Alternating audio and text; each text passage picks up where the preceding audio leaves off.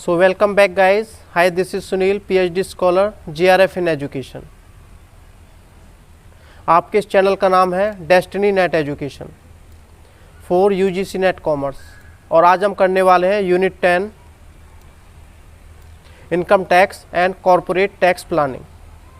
Video start करने से पहले please subscribe my channel. India में रहने वाला कोई भी पर्सन जो अपनी इनकम को अर्न करता है, पैसे कमाता है, उसे डायरेक्ट या इनडायरेक्ट रूप से गवर्नमेंट को टैक्स देना ही पड़ता है।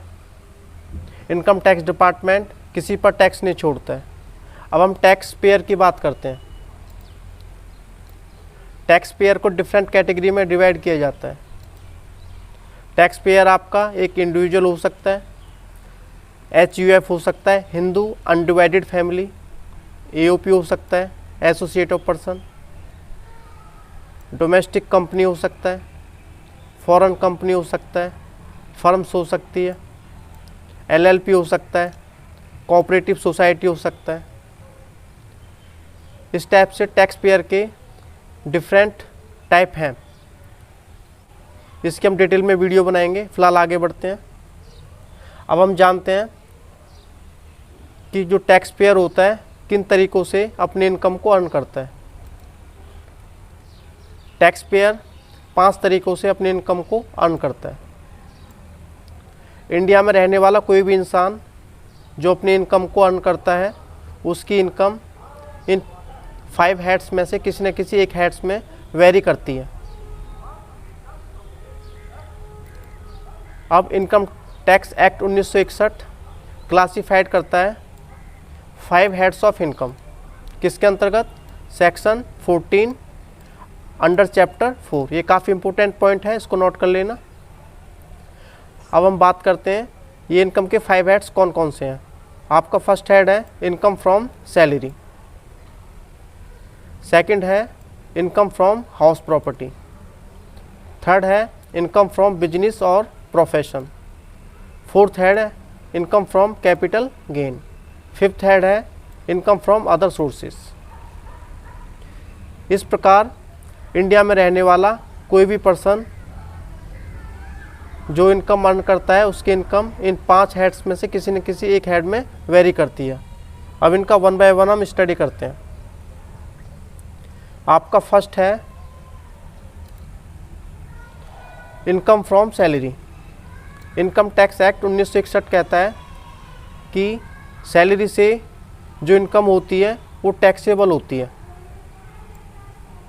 किसके अंतर्गत? Section 17 of 1 of IT act 1961। जैसे आप जॉब करते हैं और वहाँ से आपको सैलरी मिलती है तो वो टैक्सेबल होती है। और इसके साथ यदि जॉब में आपको एडवांस में सैलरी मिल जाती है तो वो भी टैक्सेबल होती है। इसके साथ वेजिस है, कमीशन है, पेंशन है, ग्रेजुएटी है, लीव इनकैशमेंट है, एट्सेट्रा। यदि आप गवर्नमेंट एम्प्लॉय हैं तो पेंशन, ग्रेजुएटी, लीव इनकैशमेंट आपकी फुल्ली एग्जैम्प्ट होती हैं। यदि आप नॉन गवर्नमेंट एम्प्लॉय हैं तो ये आपकी फुल्ली एग्जैम्प्ट नहीं होती हैं। इनका अलग से प्रोसीजर होता है, उसकी हम डिटेल में वीडियो बनाएंगे। अब हम नेक्स्ट बात करते हैं इनकम फ्रॉम हाउस प्रॉपर्टी।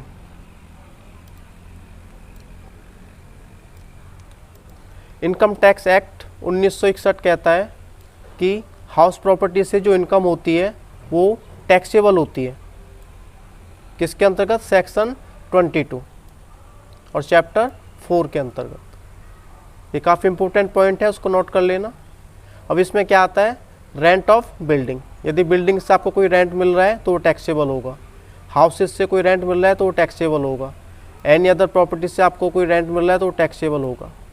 ये जो टैक्स होता है कैलकुलेट होता है एनुअल बेस पे। अब इसमें क्या है? Point to be remembered. इसका फर्स्ट पॉइंट है असेसी जो है should be owner of the property होना चाहिए। सेकंड केस में property is not to be used for business और प्रोफेशन। जो आपकी प्रॉपर्टी है वो बिजनेस और प्रोफेशन के लिए यूज नहीं होनी चाहिए, वो सिर्फ रहने के लिए यूज होनी चाहिए। अदरवाइज वो अलग हेड में आएगी, इस हेड में नहीं आएगी। अब हम नेक्स्ट स्टेप की ओर आगे बढ़ते हैं। आपका नेक्स्ट है इनकम फ्रॉम बिजनेस और प्रोफेशन। बिजनेस और प्रोफेशन का मतलब है यदि आप कोई बिजनेस करते हैं या फिर किसी प्रोफेशन में हैं, जैसे डॉक्टर हैं, लॉयर हैं, और वहाँ से आपको कोई इनकम होती है तो वो टैक्सेबल होती है आईटी एक्ट 1961 के अंतर्गत। ये कहता है सेक्शन 28 ऑफ आईटी एक्ट 1961, यदि आपको बिजनेस और प्रोफेशन से कोई भी इनकम होती है तो वो टैक्सेबल होगी। इसमें शामिल है आपका इंटरेस्ट, यदि कोई इंटरेस्ट मिलता है, सैलरी मिलती है फर्म से, बोनस मिलता है, कमीशन मिलता है, प्रॉफिट मिलता है या रेम्यूनरेशन मिलता है।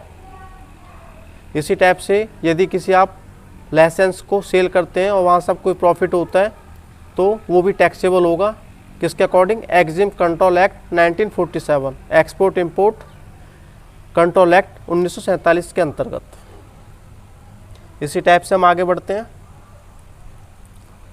आपका नेक्स्ट है income from capital gain. IT act 1961 कहता है यदि आपको कैपिटल गेन से कोई इनकम होती है वो भी टैक्सेबल होगी। किसके अंतर्गत? Section 41 of 1 of IT act 1961 के अंतर्गत। इसी टाइप से जो कैपिटल गेन होता है वो क्या होता है? Capital gain is the profit or gain of an SSC coming from transfer of a capital assets. यदि आपके पास कोई कैपिटल असेट्स है, उसको ट्रांसफ़र करने से, बेचने से आपको कोई प्रॉफिट या गेन होता है तो उस पर आपको टैक्स देना होगा। और कैपिटल असेट्स क्या होती हैं? कैपिटल असेट्स में इंक्लूड होता है all type of real property as well as all rights in property. I accept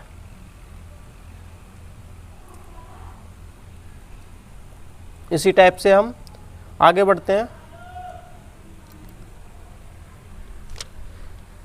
आपका लास्ट हेड है इनकम फ्रॉम अदर सोर्सेस।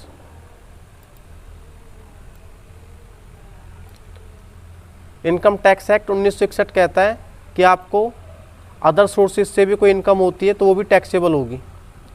आपके अदर सोर्सेज क्या होते हैं?